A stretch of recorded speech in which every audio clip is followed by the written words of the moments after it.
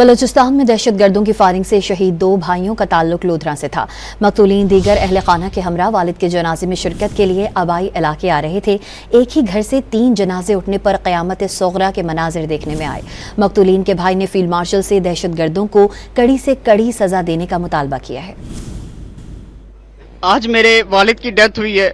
Death में शिरकत के लिए मेरी फैमिली 10 लोग कोयटा से आ रहे थे, जिनमें बच्चे, औरतें और भाई शामिल। जो 2 भाइयों को BLA के सरमचार ले गए हैं। इतलात यही आ रही कि उनको शहीद कर दिया गया। हमारे बड़ों ने कुर्बानियां दी थी पाकिस्तान बनाने में। आज इस बका के लिए मेरे भाइयों की शहादत को अल्लाह कबूल करे। हम पे जो इस वक्त दुख की घड़ी हम बयान नहीं कर सकते। 1 साल हम 3 जनाजे उठाने पड़ रहे हैं।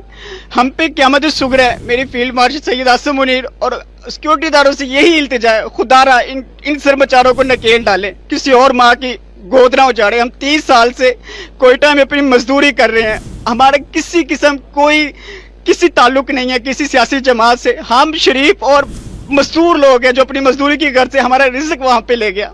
हमें नहीं पता था कि हमें ऐसे लाशें वसूल करनी पड़ेंगी।